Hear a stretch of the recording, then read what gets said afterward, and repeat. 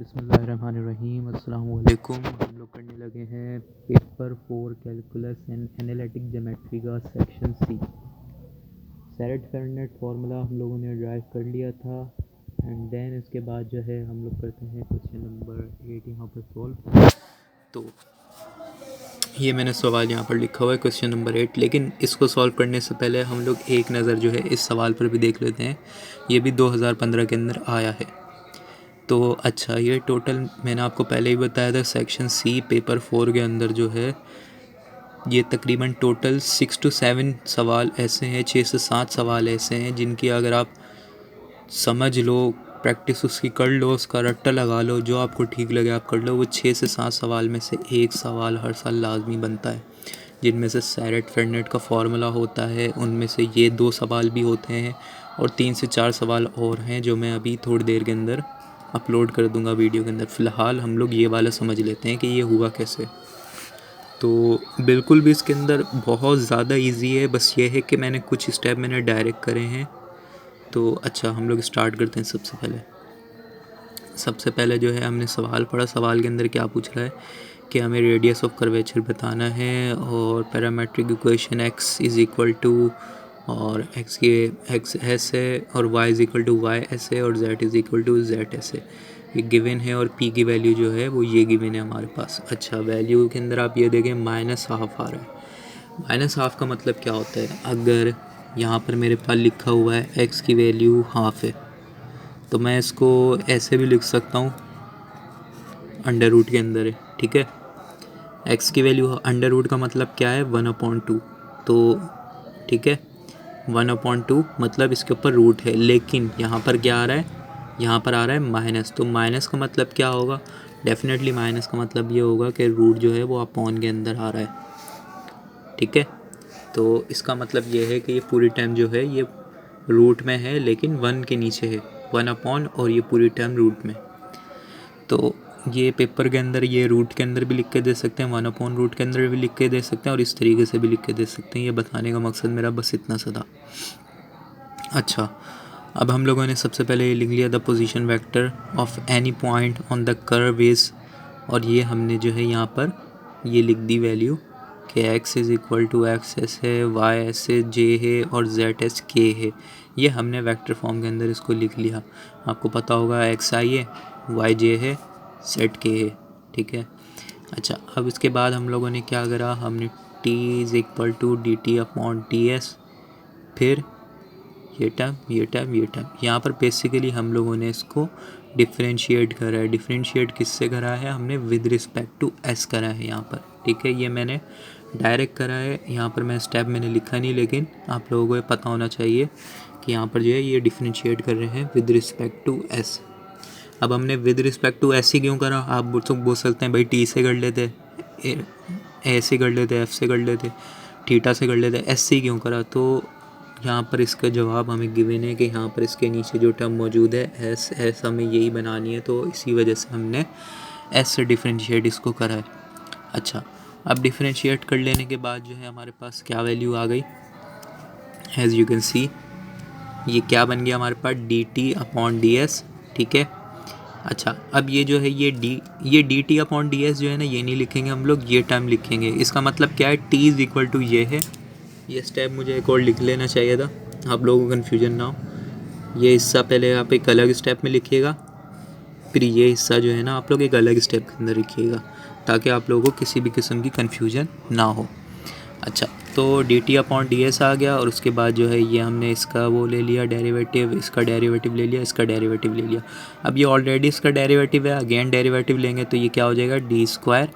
ये double derivative इसको कह सकते हैं आप लोग, तो ये हमने इसका डबल डेरिवेटिव ले लिया।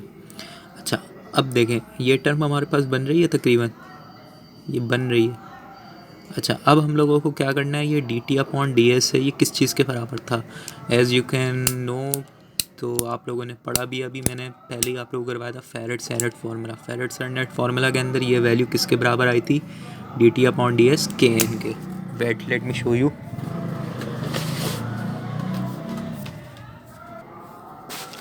सो यहाँ पर जो है मैंने फेरेट सेनेट फार्मूला ओपन करा है, आप लोग देख सकते हैं। जो मैंने आप लोगों को बताया dt अपॉन ds किसके बराबर है, kn के, जो हम लोगों ने यहाँ पर अभी प्रूव करा था, इफ़ यू रिमेंबर। अच्छा, तो हमने जो है यहाँ पर बस यही लिख दिया कि भाई dt अपॉन ds kn के बराबर है, तो हम इसकी जगह पर क्या लिख सकते हैं कि kn के बराबर है। अच्छा, तो अब n चौके जो है यहाँ पर क्या है, यूनिट वेक्टर है, तो n की वैल्यू आप लोग 1 ले लें तो n नेग्लिजिबल है, n को आप लोग हटा दीजिए, बस क्या रह जाएगा dt upon ds is equal to k। अच्छा, तो अब ये k is equal to dt upon ds है ना, अगर हम लोग इसको मॉड के अंदर लिखें तो k is equal to D T upon D S, यानी कि इसको मॉड में लिख लिया। अब मॉड में लिखने का मतलब क्या है, D T upon D S की जो वैल्यू आ रही है पूरी वैल्यू किस में चली जाएगी, रूट में चली जाएगी। तो यही चीज़ तो हमने यहाँ करी है, हमने इस पूरी टर्म को रूट के अंदर लिख दिया। अब क्या बनी है वैल्यू, अभी तक वैल्यू हमारे पास बनी है 1/2, -1/2 नहीं हुआ, तो -1/2 कैसे होगा भाई, हम लोग यहाँ पर ये एक लाइन ऐड करेंगे, the result follow p is equal to 1/k। जब इस टर्म को, इस पूरे k को जो है, ये पूरा k है हमारे पास, ठीक है ना, इस पूरे k को जब हम लोग 1 के नीचे लेके जाएंगे तब ये टर्म हमारे पास बनेगी। और ये हम लोग लेके क्यों गए हैं, ये अगेन एक और फार्मूला है जो मैं आप लोगों को अगली वीडियो के अंदर समझाऊंगा, क्यों जब वो क्वेश्चन हम लोग करते हुए जो है ये चीज़ हम लोग समझ लेंगे, ये 1/k कैसे आया है। तो बहरहाल जस्ट ये हमारा एक सवाल हो गया कंप्लीट, और ज़्यादा बड़ा भी नहीं है, छोटा सा सवाल है और एग्ज़ाम्स के एतबार से इम्पोर्टेंट भी है। फिर हम लोग करते हैं अगेन दूसरा सवाल, ये आया है 2016 के अंदर। अच्छा, वेक्टर फॉर्म हमें पता है एक्स आई प्लस वाई जे प्लस जेड के, लेकिन यहाँ पर x की वैल्यू t है, y की वैल्यू t² है और z की वैल्यू 2/3 t³ है। तो x y j की जगह पर हमने इनकी वैल्यू पुट कर दी, ठीक है। उसके बाद हम लोगों ने इसे क्या करा,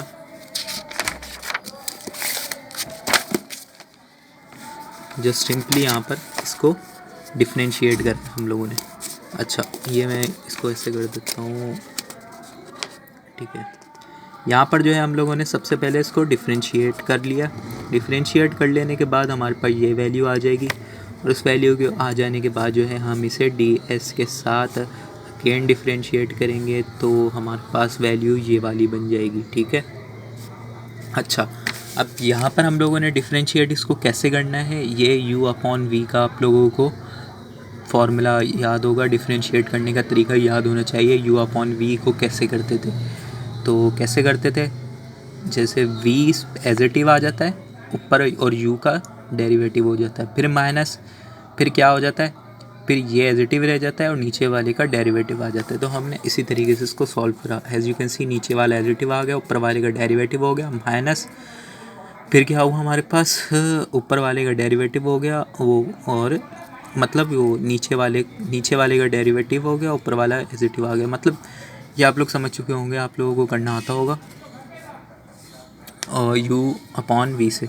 अच्छा, अब उसके बाद हम लोगों ने क्या करना है, dt अपॉन डी एस ले लिया इज़ इक्वल टू, जो इसको सॉल्व करने के बाद ये हमारे पास टर्म आ रही है, ठीक है, इसको, ये हमारे पास पूरी टर्म बन चुकी है। अब उसके बाद इसको मज़ीद हम लोग सिंप्लीफाई करते हैं, तो मज़ीद सिंप्लीफाई करने के बाद आपके पास यहाँ तक जो है वैल्यू आप लोगों के पास बन गई। अच्छा, अब इसको मज़ीद कैसे सिंप्लीफाई करेंगे, as you can know D T upon D S K N के बराबर होता है, जो हमने फेरेड स्टैंडर्ड फार्मूला के अंदर पढ़ा था, और अगेन इसके ऊपर हम लोग मॉड लगा देंगे, K N is equal to mod D T upon D S. तो एन जो है आप लोगों को पता है, और D T upon D S लगाया तो मतलब इसके ऊपर रूट आ जाएगा, हमने इस टर्म के ऊपर रूट लगा लिया, नीचे वाले के ऊपर नहीं लगाएंगे, इसको मज़ीद सिंप्लीफाई करेंगे, ये हमारे पास वैल्यू बन जाएगी।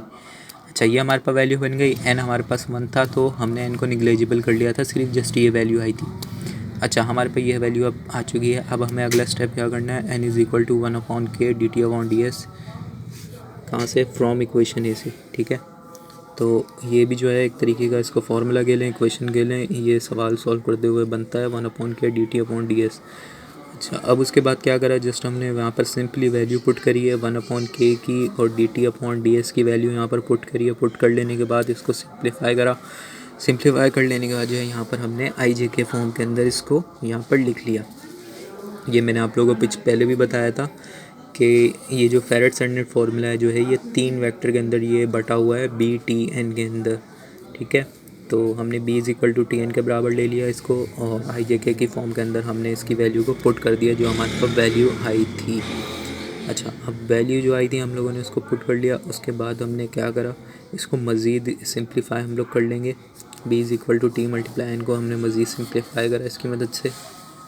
एंड जस्ट यहाँ पर सिंपल, बिल्कुल सिंपल सी वो हो रही है यहाँ पर